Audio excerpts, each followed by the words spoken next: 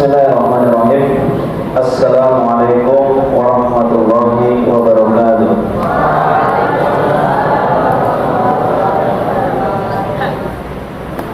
Innal hamdalillah nahmaduhu ta'ala wa nasta'inuhu wa nastaghfiruh wa na'udzu billahi min shururi anfusina wa min sayyiati a'malina.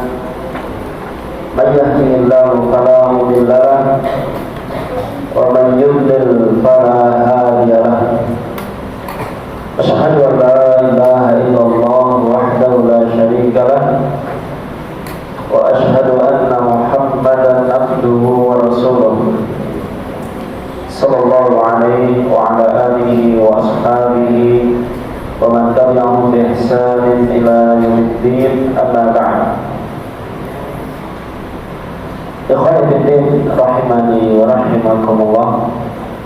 Segala puji senantiasa kita panjatkan kehadirat Allah Subhanahu wa taala atas beragam nikmat dan karunia yang Allah taala telah anugerahkan kepada kita, sehingga di kesempatan malam hari ini kita bisa duduk bermajelis menunggu datangnya waktu sholat isya. Kita manfaatkan untuk mempelajari sebagian dari agama kita, dan tentunya kita senantiasa berharap kepada Allah Subhanahu wa taala, semoga Allah Subhanahu wa taala senantiasa melimpahkan kepada kita semua ilmu yang bermanfaat, yaitu ilmu yang membuat kita semakin takut kepada Allah Subhanahu wa taala, sehingga membuat kita bersemangat untuk selalu menjalankan perintahnya dan meninggalkan segala larangannya. Seperti biasa di kajian malam Kamis ini, kita akan melanjutkan kembali membaca kaji dari salah satu karya dari salah seorang ulama kita, itu sebuah kitab yang berjudul Masailul Jahiliyah. Siapa yang menyusunnya? Syekh Muhammad bin Abdul Wahab. Kitab Masailul Jahiliyah itu kitab yang berisi tentang penjelasan mengenai apa? Mengenai apa? Kebiasaannya orang jahiliyah. Orang jahiliyah yang dimaksud adalah Yahudi, Nasoro, dan orang-orang musyrik, orang kafir. Orang-orang yang mereka berjalan di atas al-jahl. Apa al-jahl? Kebodohan. Tidak di atas bimbingan wahyu, petunjuk dari Allah Subhanahu wa taala.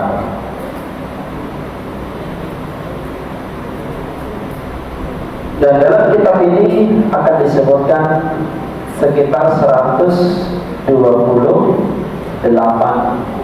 kebiasaan orang jahiliyah.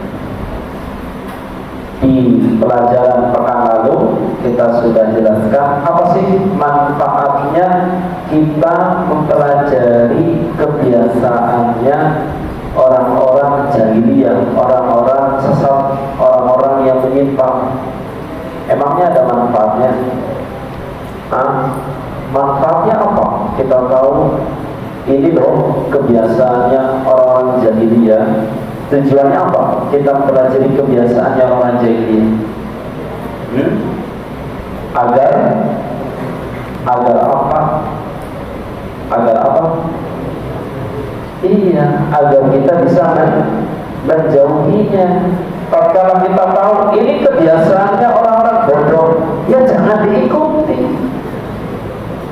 Ini kebiasaannya orang-orang sesat ini, Ini cara berpikirnya orang-orang yang nggak benar. Ini cara beragamanya, cara beribadahnya orang-orang yang menyimpang. Kalau kita tahu, oh ternyata seperti itu, berarti apa? Kita bisa lebih mudah untuk menjauhinya. Akan sangat berbeda keadaannya kalau kita tidak tahu tentang kebiasaannya orang-orang jahiliyah. Maka dikhawatirkan kita akan melakukan kebiasaannya mereka dalam keadaan kita tidak sadar.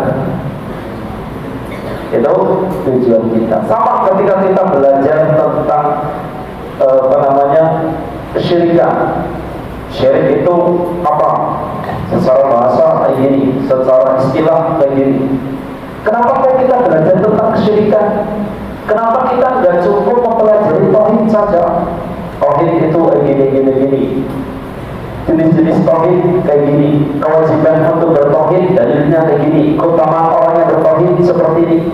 Kenapa kita perlu tahu, perlu mempelajari lawannya tauhid, yaitu syirik? Syirik itu apa? Jenis-jenis syirik itu apa saja? Bahaya kesyirikan itu apa saja? Kenapa kita perlu mempelajari syirik? Selain agar supaya kita bisa menjauhi kesyirikan itu, tujuan lain apa? Agar supaya kita bisa mengetahui secara lebih jelas tentang apa itu tauhid. Karena sesuatu itu akan menjadi jelas kalau kita tahu lawannya, kebalikannya. Iya atau tidak? Iya.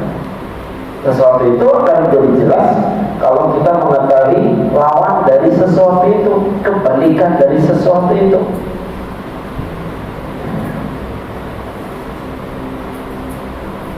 Baik.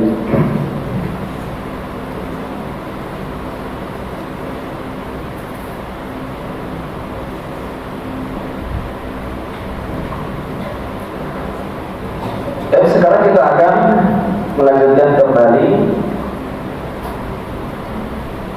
pembahasan, masih di pembahasan masalah yang ke-60 dan 61 ya. Yang ke-60 termasuk kebiasaan orang jahiliyah apa kemarin? Suka membuat buah kedustaan atas nama Allah. Ya, suka membuat kedustaan atas nama Allah. Pak, kenapa melakukan ibadah seperti ini? Loh, ini kan ada perintahnya dari Al-Quran. Padahal apa? Tidak ada dalam Al-Quran. Ini berarti apa? Membuat kedustaan atas nama Allah. Kebiasaan yang ke-61, takdzibu bil haq, suka mendustakan kebenaran. Kebenaran datang, tapi dia tolak, dia dustakan. Masa kayak gitu? Nggak masuk akal. Ya nanti kayak gini. Kita jelaskan, Pak, ini perbuatan tidak benar loh. Ini perbuatan haram, Pak. Dalilnya ini, Pak, ada di dalam Al-Quran.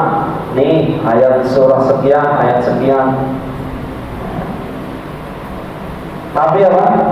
Kebiasaan orang jahiliyah kalau dapat kebenaran didustakan. Wah, nggak percaya saya. Masa kayak gitu dilarang? Masa diharamkan?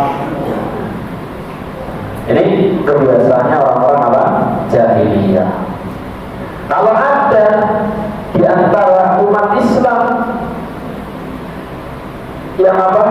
Memiliki sifat seperti itu, berarti apa? Dia telah meniru kebiasaannya orang-orang jahiliyah.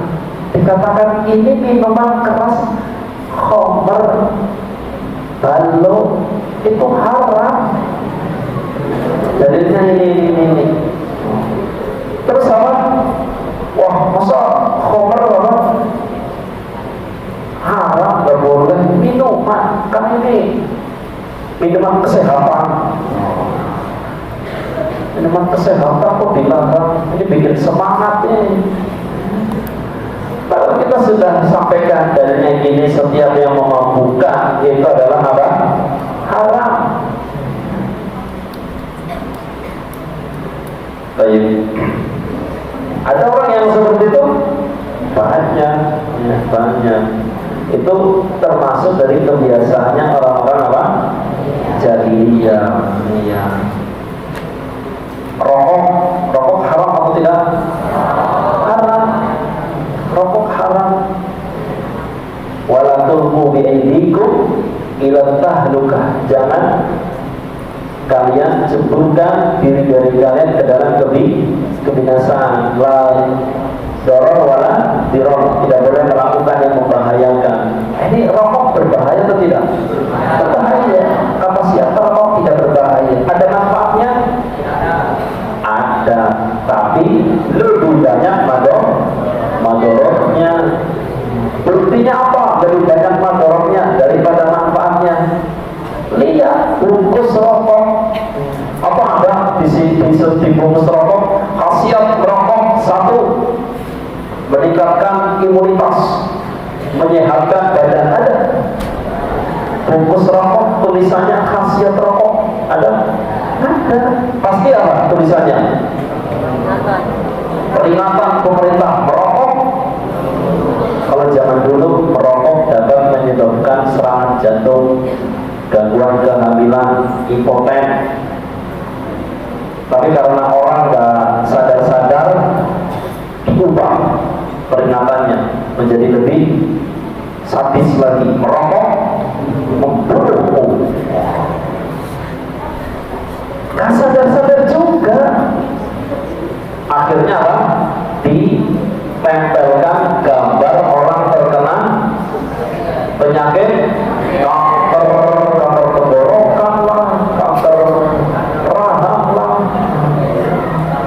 Ya, ada yang bolong ininya apa? Lehernya itu ya. Iya, ada yang bolong lehernya, ada yang bibirnya apa? Nggak jelas. Kejam-kejam. Itu saja masih banyak orang suka, padahal jelas-jelas hal yang membahayakan. Kalau sudah jelas dalilnya dari Al-Quran ini nggak boleh, ya kita harus terima. Kalau nggak terima, kita dustakan. Hati-hati, itu kebiasaannya orang jahiliyah. Demikian pula yang akhwat punya kewajiban untuk menutup aurat saat keluar dari rumah. Wah, panas. Wah, nanti dibilang orang kayak gini. Wah, ribet. Ini kebenaran. Perempuan keluar rumah harus pakai hijab. Itu perintah. Kalau kita dustakan, hati-hati. Itu kebiasaannya orang-orang jahiliyah. Baik. Ya.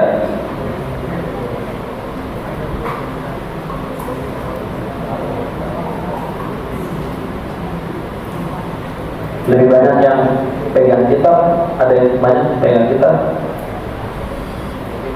Sebagiannya.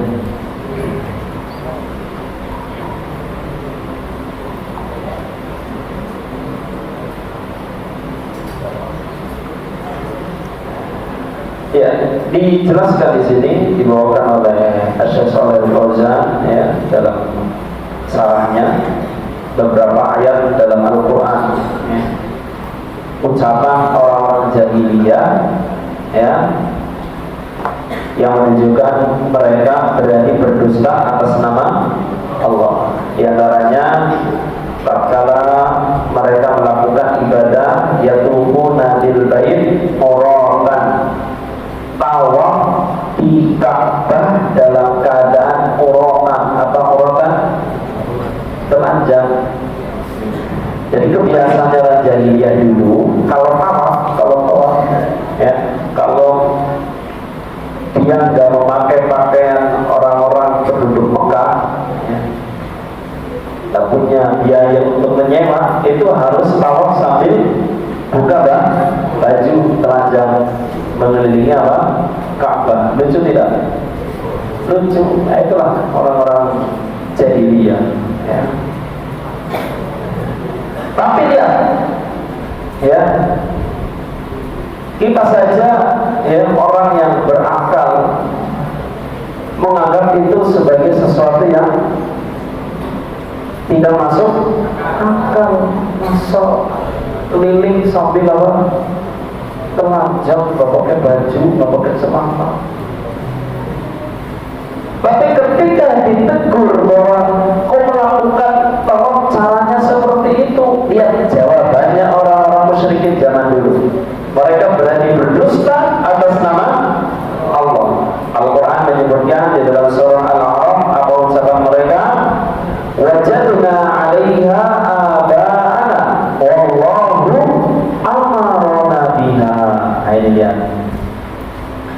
Kami telah mendapati nenek moyang kami seperti itu, dan juga Allah telah perintahkan kami seperti itu. Lihat, berani berdosa atas nama Allah, ya. Makanya di dalam Al-Quran Allah menyebutkan tentang apa? Orang yang paling zalim. Wa man adlamu mimman iftara 'ala Allahi kadziban. Siapa lagi orang yang lebih zalim dari orang yang berani berdusta atas nama Allah? Betul-betul zalim. Wa yaquluna 'ala Allahi al-kadzib wa hum ya'lamun. Sadar tak mereka berbuat kedustaan? Sadar. Makanya Al-Quran mengatakan mereka mengatakan atas nama Allah kedustaan, wa hum ya'lamun, dalam keadaan mereka apa? Tahu. Sebenarnya itu bukan perintah dari Allah, gak ada perintah dari Allah, cuma apa? Dibuat. Mereka tahu. Innama yaftaril kadhiba alladziina la yu'minuuna bi ayatillah wa ulaika humul kadzibun. Dalam ayat yang lain Allah menyebutkan orang yang suka membuat kedustaan itu adalah orang yang tidak beriman terhadap ayat-ayat Allah. Baik. Dan ayat yang lain yang semisal dengan ini. Wa kadzalika alladziina yaftaruna al-kadhiba 'ala Rasul sallallahu alaihi wasallam annahu jaa'a anhu kadza min al-hadits wa hiya kadzib walladzi yahdutsu bihadza min ghairi tawaffuqin wa min ghairi takabbutin. Di sini disebutkan juga termasuk dari bentuk atau kebiasaan orang-orang jahiliyah adalah apa?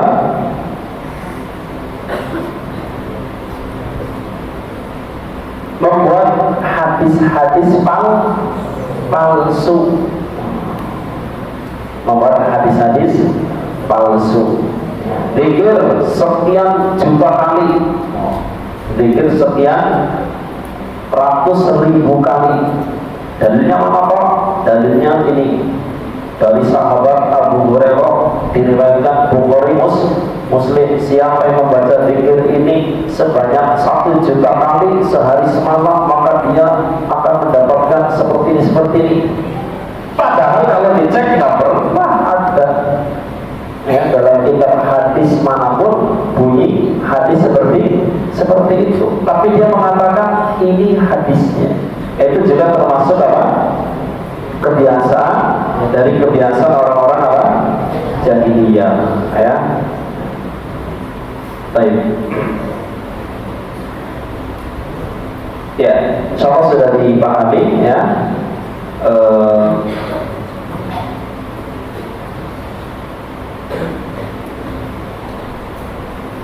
Penjelasan tentang apa namanya kebiasaan ini.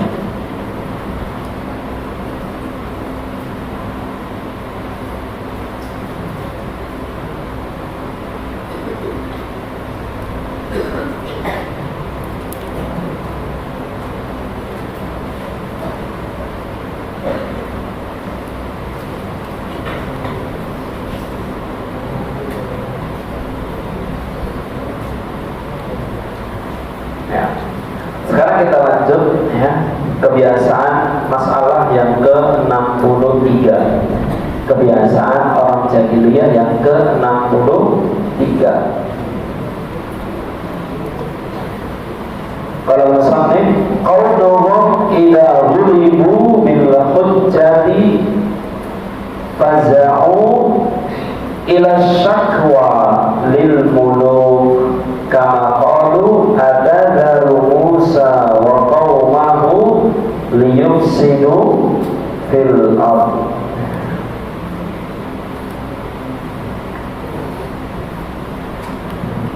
Termasuk dari kebiasaan orang-orang jahiliyah adalah jika mereka tidak mulibu, jika mereka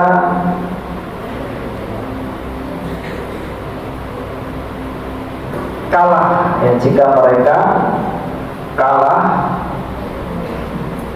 menghadapi hujjah, menghadapi dalil. Jika mereka kalah menghadapi dalil. Kan orang-orang jahiliyah mereka ketika melakukan sesuatu ada argumennya, ya, ada alasannya. Sama seperti tadi itu. Kenapa kau sambil telanjang? Argumennya, alasannya apa? Kami mendapati nenek moyang kami seperti ini. Itu argumen mereka. Nah, kita bantah, ya, kita bantah mereka dengan apa? Dalil. Kalau sudah berhadapan dengan dalil dari Al-Quran dan hadis yang sahih, pasti apa? Segala kebatilan akan lenyap, ya kan? Iya. Karena Al-Quran adalah hujjah yang sangat kuat. Setiap kali ada orang menyimpang, dia mendatangkan argumen, alasan, kemudian apa? Kita dapatkan dalil dari Al-Quran, dari hadis, ya, sesuai dengan pemahaman yang benar. Pasti apa? Dalilnya orang yang menyimpang itu pasti akan apa? Kalah. Nah, orang jahiliyah dulu kalau mereka merasa kalah, tidak apa? Ketika mereka merasa kalah berhadapan dengan hujjah, berhadapan dengan dalil, apa yang mereka lakukan? Apa yang mereka lakukan? Ketika mereka menelan kekalahan, ketika apa? Melawan dalil, melawan hujjah, melawan kebenaran. Ketika mereka menelan kekalahan, melawan kebenaran, apa yang mereka lakukan? Orang jahiliyah dulu. Harusnya ini ya, harusnya kalau orang gentle, ya, orang apa? Gentle, jantan. Kalau dia merasa kalah, kan harusnya apa? Ya diakui kekalahannya. Harusnya diakui apa? Oh iya, ternyata selama ini saya keliru. Kan harusnya kayak gitu. Dia akui, dia berani mengakui dirinya salah. Itu baru orang apa? Gentle, orang jantan, berani mengakui apa? Kesalahan. Tapi orang jahiliyah kebiasaan mereka, tatkala mereka kalah menghadapi kebenaran, apa yang mereka lakukan? Lihat ini kebiasaannya mereka. Kebiasaannya apa? Orang jahiliyah, faza'u ila syakwa lil muluk. Mereka bersegera mengadu kepada raja, kepada bos, kepada raja. Mereka bersegera mengadukan kepada raja, kepada apa?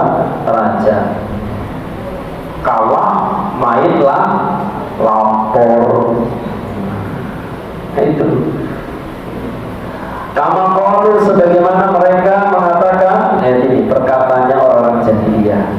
Al-Quran menghikayatkan tentang ucapan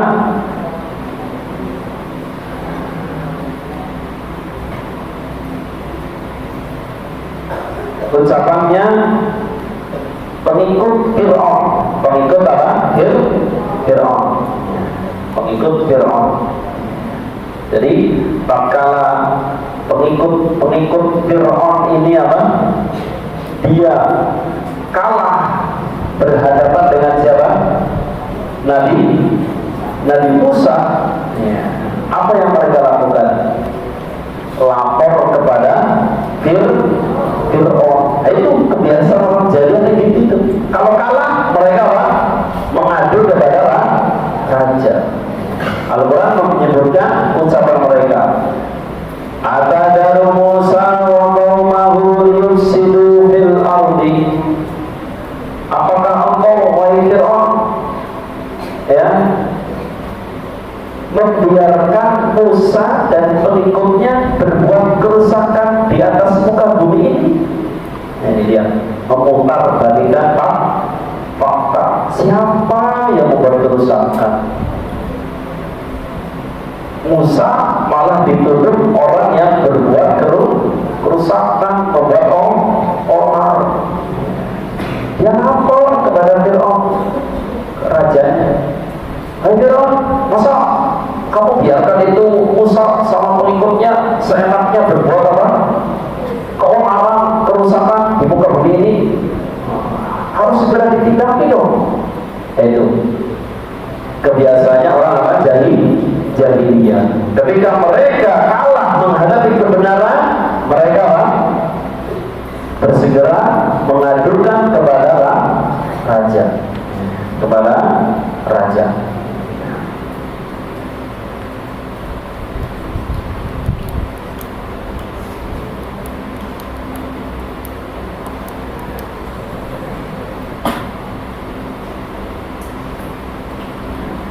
Menggunakan apa? Kekerasan, ya, kekerasan. Termasuk juga di sini, ya. Kalah, akhirnya apa? Tidak mengakui kekalahan, tidak mengakui kesesatan, kekeliruan. Ujung-ujungnya apa? Melakukan tindakan kekerasan. Itu kebiasaannya orang jahiliyah. Lihat Fir'aun contohnya. Sekarang kita ke rajanya Fir'aun. Maka Fir'aun itu sebenarnya dalam hati kecilnya itu mengakui bahwa ajaran yang dibawa oleh Nabi Musa itu ajaran yang benar. Buktinya ada di dalam Al-Quran. Al-Quran menjelaskan tentang isi hati sebenarnya Fir'aun. Sebagaimana disebutkan dalam surah An-Naml. Wajahadu biha wastaiqanatha anfusuhum. Fir'aun menentang ajarannya Musa, padahal wastaiqanatha anfusuhum, padahal hatinya itu apa? Mengakui bahwa ajarannya Nabi Musa itu benar. Tapi ketika Fir'aun dia merasa terpojok, merasa kalah melawan Musa, apa yang dilakukan oleh Fir'aun? Sudah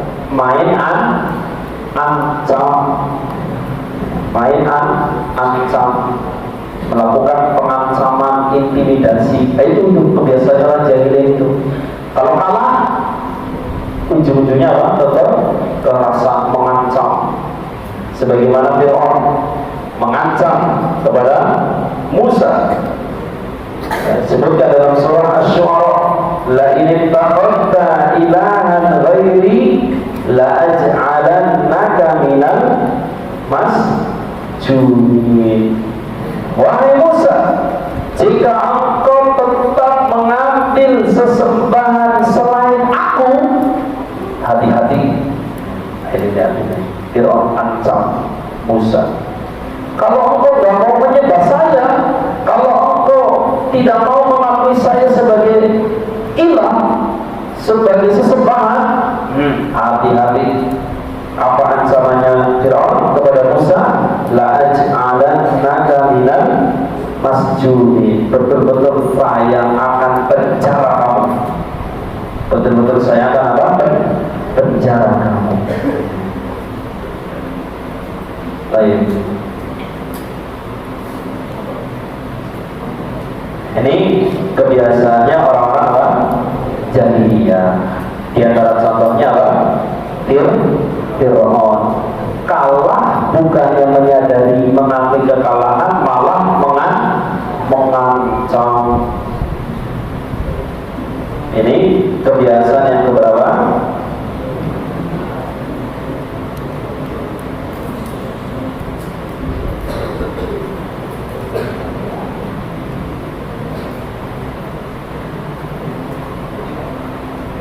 Kebiasaan yang ke-63.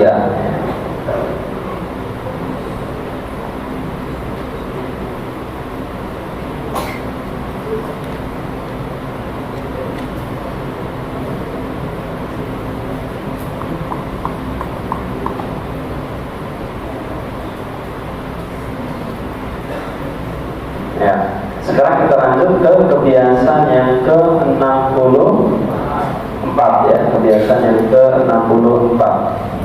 Coba lihat kita, gambar kita. Ada kitabnya.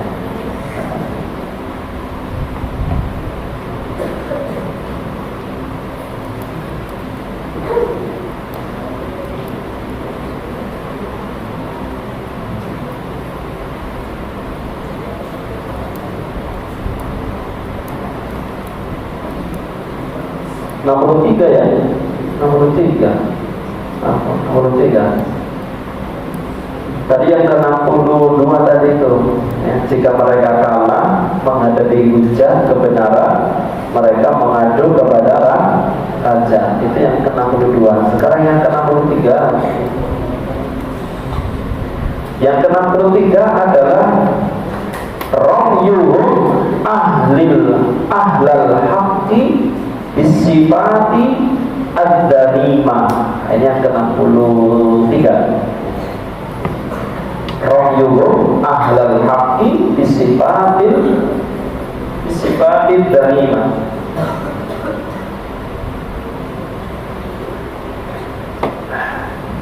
Apa artinya?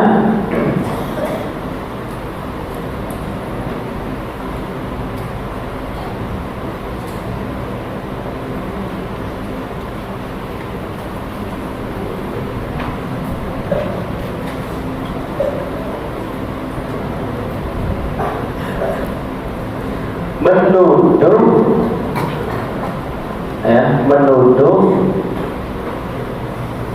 orang-orang yang mengikuti kebenaran dengan tuduhan jelek. Menuduh orang yang mengikuti kebenaran dengan tuduhan yang jelek. Ini kebiasaan mereka. Ya, seperti tadi yang sudah saya sebut, yang sudah kita dengarkan tadi, ayat Al-Quran ya, tentang ucapannya siapa? Pengikutnya Fir'aun. Tatkala mereka merasa tidak mampu lagi menghadapi Musa ya, mereka mengatakan kepada Fir'aun apa? Menuduh Musa berbuat apa? Kerusakan. Ini poinnya di sini. Termasuk kebiasaan orang jahiliyah apa? Menuduh ahlul haq, orang yang mengikuti kebenaran dengan tuduhan-tuduhan yang jelek, dengan sifat-sifat yang keji. Dituduh apa tadi Musa? Berbuat kerusakan. Siapa yang berbuat kerusakan? Dituduh orang lagi melakukan perbaikan di atas muka bumi, malah dituduh berbuat kerusakan. Itu kebiasaannya orang-orang apa? Jahiliyah ya, kebiasaannya orang-orang jahiliyah.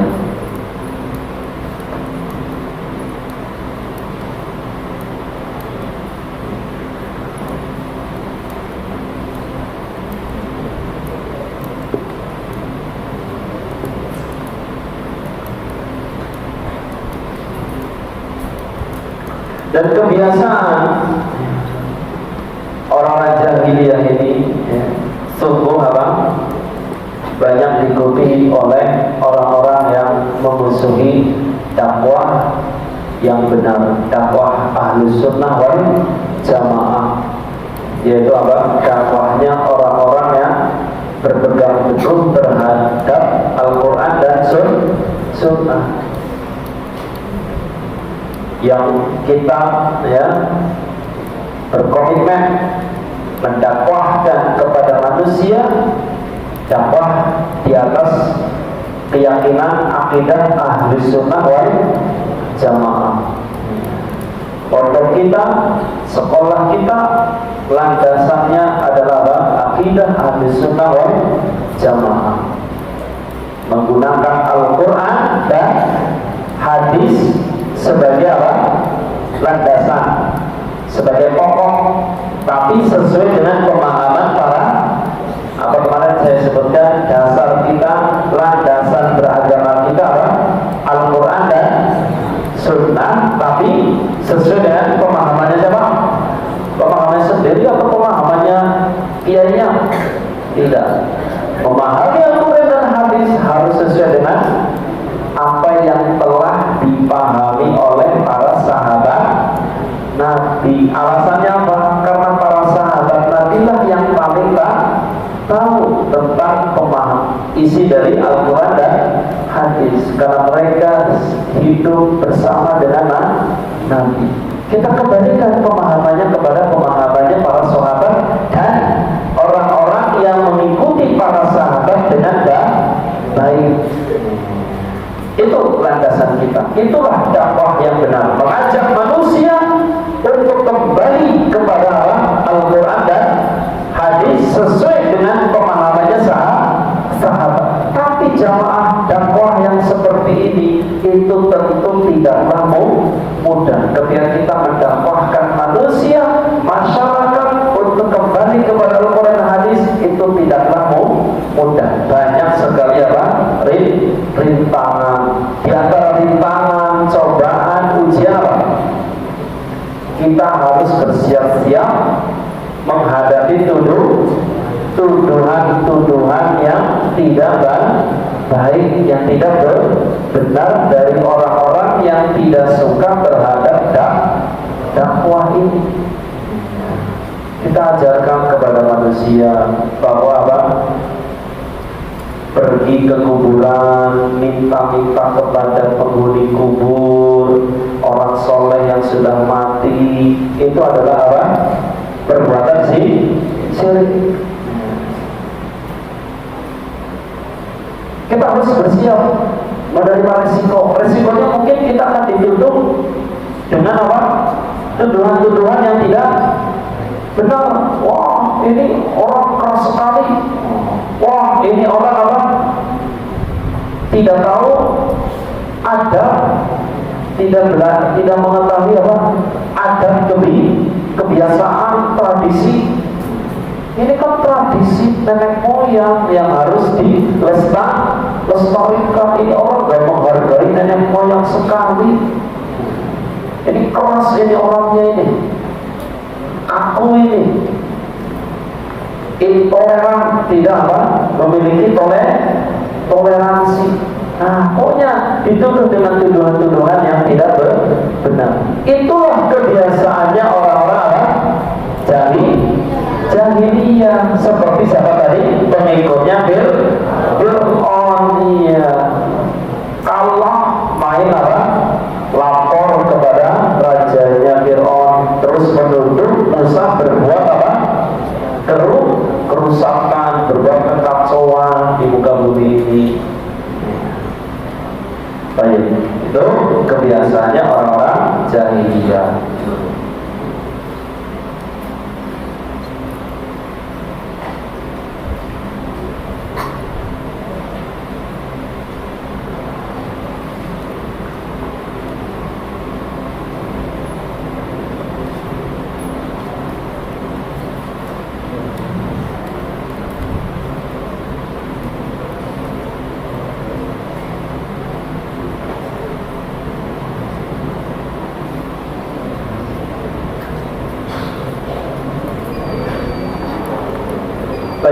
Ini kebiasaan yang ke-63.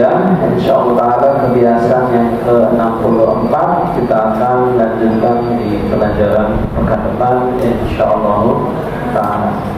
Dan semoga apa yang kita baca dan kita dengar di pelajaran malam hari ini bisa memberikan manfaat kepada seluruhnya. Akhtar bihadzal qadar subhanakallahumma wa bihamdik asyhadu